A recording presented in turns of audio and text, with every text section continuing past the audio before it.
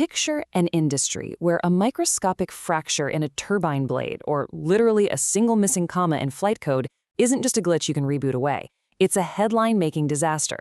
We're talking commercial aviation, advanced space vehicles, and critical defense systems. The margin for error? Absolute zero.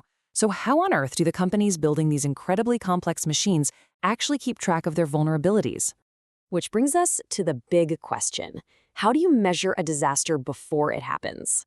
Today, we're diving straight into how companies use a highly specific tool, the SASB, or Sustainability Accounting Standards Board framework, to mathematically audit and measure risks that might otherwise seem completely abstract. We're taking catastrophic risks and translating them into trackable, actionable data that can literally prevent a failure before a product ever leaves the factory floor. Here's our system diagnostics checklist for this explainer.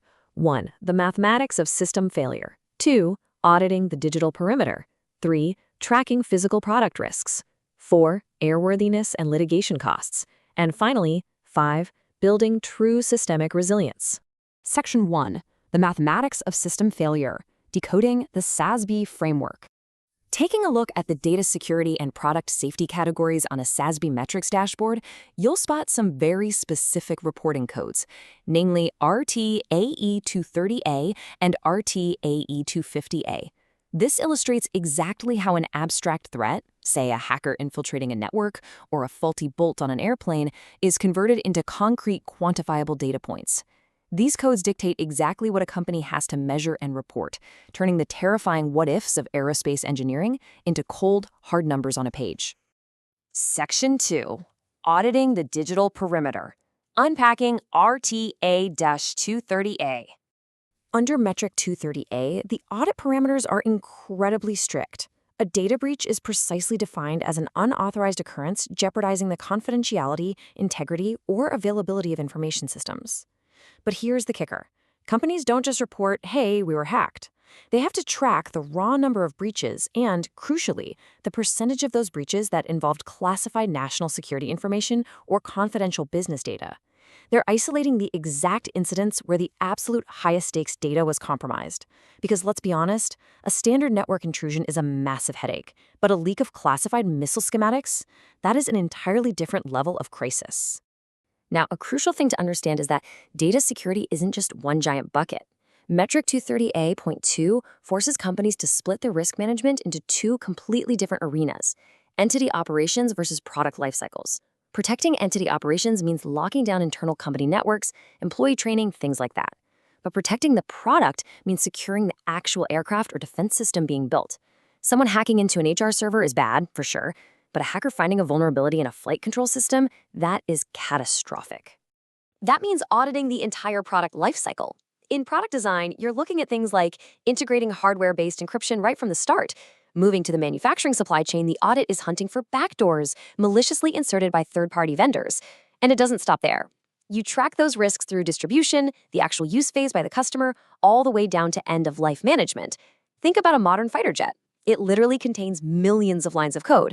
Protecting that software from the second it's written until the jet is eventually decommissioned requires a continuous mathematical audit of digital integrity. Section 3. Tracking physical product risks. Shifting to RTE 250A. So let's shift our focus from invisible digital threats to the highly visible physical reality of hardware failures under the 250A metrics. Take counterfeit parts under metric 258.2. In aerospace, crazy enough, a fake $10 microchip can take down a $50 million aircraft. The standard defines these as unlawful reproductions knowingly misrepresented as authentic. But the audit doesn't just ask how many fakes were found. It demands the raw number detected and the percentage successfully avoided before delivery to a customer. It's the ultimate proof of whether a company's detection systems, like their visual inspections and supply chain testing, are actually catching the fakes before they end up in the sky. Moving on to metric 250A1, we dive into product recalls.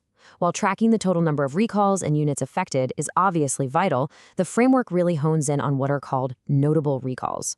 We aren't talking about minor tweaks here. These are massive incidents affecting a huge number of units or involving serious injuries or fatalities. Companies have to report the exact cause, the corrective actions taken, the total cost to remedy, and whether the recall was voluntary or involuntarily mandated by a regulator. This gives us the real unvarnished safety telemetry of the manufacturer, laying bare exactly what went wrong and how they handled it. Section 4. airworthiness and litigation costs, the harsh reality. Under metric 250A.3, we track airworthiness directives.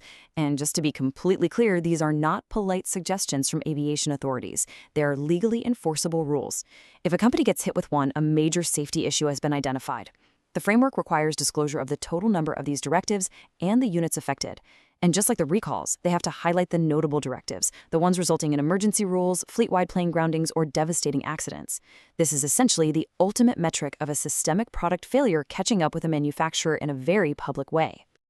Which brings us to the financial bottom line, isolated right here in metric 250A.4. This tracks total monetary losses resulting from legal proceedings tied to product safety. We're visualizing the raw, massive cost of failure here. It includes civil judgments, regulatory penalties, disgorgements, criminal fines, the whole shebang. But here is a truly fascinating detail. This number strictly excludes the company's own legal defense fees. It isolates purely the punitive and restorative costs paid out because a product failed to be safe. It is a stark, unhideable number. Section 5. Building True Systemic Resilience Synthesis. Quantifying operational vulnerabilities and engineering failures is the first step toward building systemic resilience. I really want to hammer home this core takeaway for you today. When we look at all these SASB metrics, from the percentage of confidential data breach to counterfeit parts caught, right up to the massive financial penalties of grounded aircraft, we are not just looking at a laundry list of bad news. We're looking at a highly structured diagnostic tool.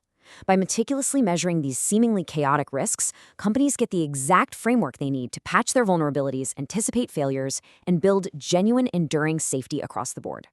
The aerospace and defense industry has to measure these things because lives literally depend on it. But these exact same principles apply everywhere. If an unmeasured vulnerability is a disaster waiting to happen, what invisible risks, whether digital or physical, are currently hiding in your own operational supply chain? Hopefully, this explainer has given you a powerful new lens to think about risk, measurement, and ultimately resilience.